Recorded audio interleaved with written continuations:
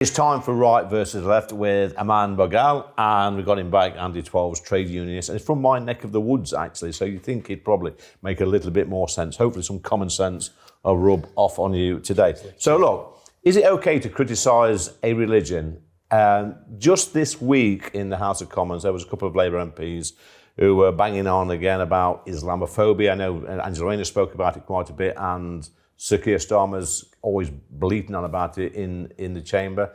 But just a few weeks ago, I asked the Deputy Prime Minister to actually define what the government's line was on Islamophobia. Just listen to this.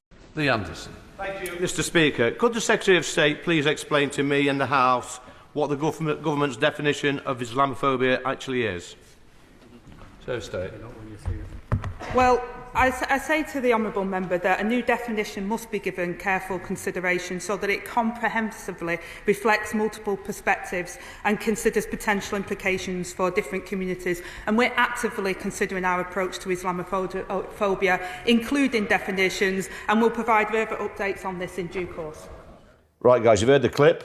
I challenge the Deputy Prime Minister to give us, the correct government definition on Islamophobia. And she couldn't give me a straight answer. That's quite pathetic. Maybe you, as a Labour Party member and a defender of the Labour Party, can tell us what Islamophobia actually means. Well, I'll address that in 2 points. I think, in fairness to I think she was answering in her capacity as Secretary of State for local communities, but it is open for consultation, so I think it is a bit unfair whilst a definition is up for consultation. So how can it be Islamophobic then if there's no definition? Well, no, I don't think you can. I think being anti-Muslim and anti-Islam is well established.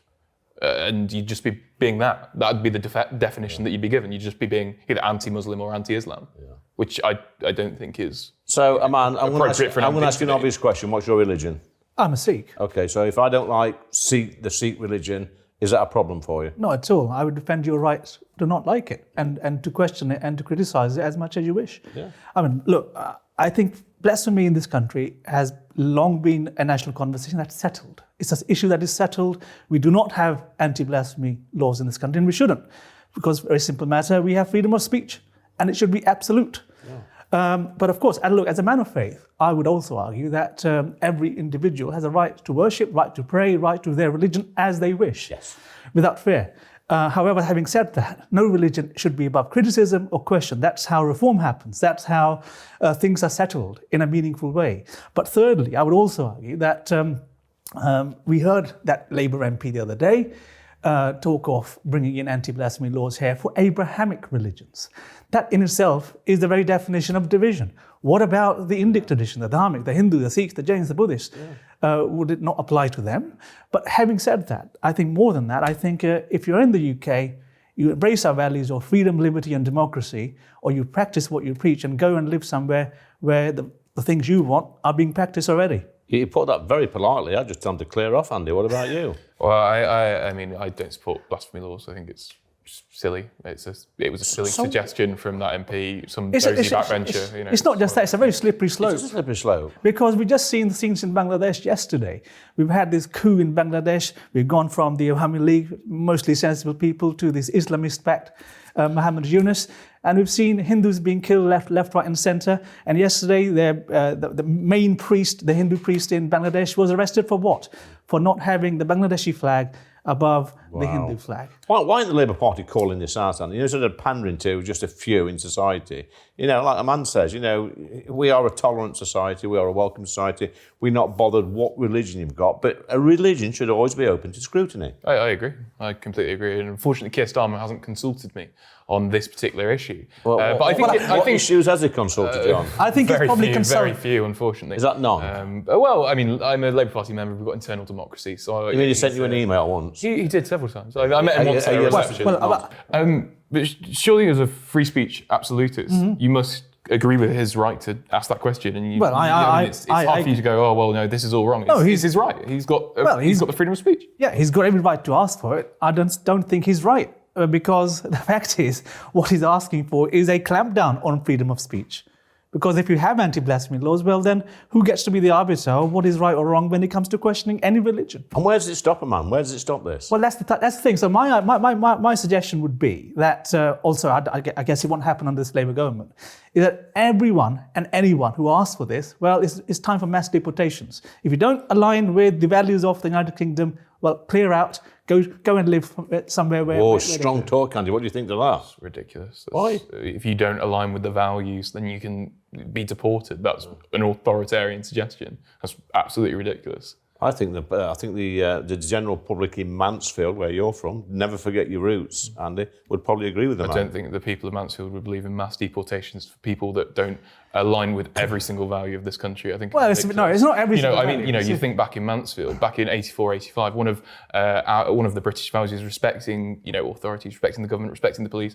There were some pretty big riots during the miners' strike. Do you think they should be deported? What's that got to do with it? Well, you say if you don't align with the values, you should be mass deported. That's ridiculous. The UK has very simple. It's a silly suggestion to be mass deported if you don't agree with the values. I think what Iman is alluding to, and correct me if I'm wrong, is if you come from a different culture, a different background, a different country, and you don't want to adapt to our way of life, respect our history, our heritage, what are you our doing culture, then? our laws, our way of life. What the hell are you doing here? So it's some kind of dog whistle anti-multiculturalism. Oh, Is that what it is? Well, just say it if you believe it. It is. I'll say it. Look, multiculturalism has failed. What this country needs is what we have. I saw firsthand in India just last week, pluralism.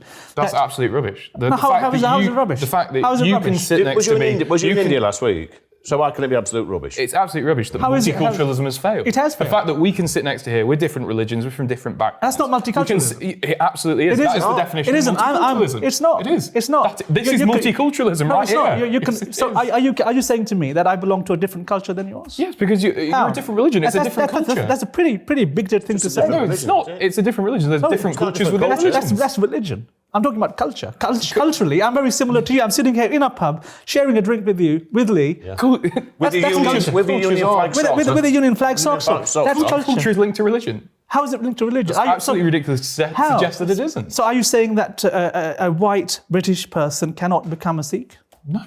Well, you just did. No, I didn't. You said religion is linked to culture. Yes, it is. Culture is linked to religion. Of course, it is. So are you saying culture is linked to lots of things? Socioeconomic background. Are you saying the man's a different culture to you? Yes, obviously he is. He's not. I think He absolutely is. British. You're a different culture to me because you're from Sutton and I'm from Mansfield. Culture is such a fluid thing. Culture is made up. It's ridiculous to suggest that religion is not made up of religion. Of course it is. Culture is made up of what a civilizational fabric is made up of. Now that can be people from all different backgrounds, people who look different, but ultimately they align with one national identity. That's not what culture means. It is. You can have pub culture, you can have football culture. Culture isn't limited to what I've just said, national identity. It is because either you're British or you're not. I suppose that's true. That not in terms of culture. Culture is not just national identity. No, it is. What defines someone who is British? We're not. It's not skin colour. We're never going to agree. What defines someone that's British? Their passport. That's what defines. No, it really is. Yes, and that's what's caused a lot of our problems. No, it hasn't. Listen, we're never going to agree on that. I think more dog whistle politics from the Labour representative on. I'm not the Labour representative. Well, not Labour. For reference. Big Labour supporter. Our resident left dweller. Our left in the corner is he's on the wrong course again. No surprise there. Aman, this is your first time on the show. It is a pleasure to be here. So it's the yes or no quiz. So you can only answer yes or no. There's no verbal ticks allowed, no ers, no ahs. You've got to be a yes or no. At the end of the quiz, you can come back to one of the questions and qualify your answer. Are you ready for this, Andy? Yes. Right, okay. So number one, Andy, is it okay to criticise a religion? Yes. Aman? Yes. Good start. Aman, should net zero be scrapped? Yes. No. Mm-hmm. Andy, will Donald Trump stop the war in Ukraine? No. Aman? Yes. Andy, is net zero costing jobs? No. Are you sure? Aman? Yes. And last final question. Aman, should Ed Miliband stand in Ashfield at the next general election against me? Yes. No. 5-5, it's a draw. Great debut, by the way. Well done for that. But the competition wasn't very stiff this week, was it? Anyway, do you want to come back on one, Andy? I think the last one, the suggestion that Ed Miliband should stand. Are you even re-standing at the next election, Lee? Yeah, I think I probably will. I mean, he's dedicated to Doncaster South. as you know. Doncaster North, actually. Doncaster North? Yeah, has he ever been to Doncaster North? I'll have to check that out. I'm sure he has many, many times. So I don't think he's going to jump. I would love to go against him on a net zero platform because I know I'd beat him. Well, single issue voting isn't a healthy way to run an election campaign. Really? You shouldn't. Really? You shouldn't really. I mean, we saw how that went in 2019. Yeah, the failures of that government. We've seen how a few Labour MPs have been elected on single issues. Amanda, do you want to come back on one? Yes, I think going the net zero one, if I may. I think, look, we need to put Britain's national interests first. Yeah. When it comes to industry, when it comes to creation of jobs, when it comes to energy security, well, we ought to be A, excavating more of our own energy needs, and B, gradually weaning off ourselves from despots in the Middle East, from importing their oil. We should be talking more with Canada and the US about their supplies. And most of all, I think it's about A, encouraging people to be able to put food on their table, but also not freezing our grannies. And would you stop Lammy flying around the world upsetting people? I think he's not here to defend himself, by the way. He's not here Andy is. Well, Andy is. But yeah, I mean, look, I think Lammy has been probably the biggest mistake this government has made in putting him up as Foreign Secretary. Let's not forget, the first show when he went into the FCO, I'm an old FCO hand, he went in there, did a video saying, I am here as Britain's first black Foreign Secretary. And what's that got to do with his job? Exactly. Well, he got that wrong as well because James Cleverly was the first. Yeah, that's true. Yeah. African origin. And you're looking confused, you're looking bewildered. I don't know what they've put in there this week, but you're looking battered and bruised, mate. It's just a bizarre line to go down going after David Lammy's slight quirks in his language. Slight quirks? I think he's doing.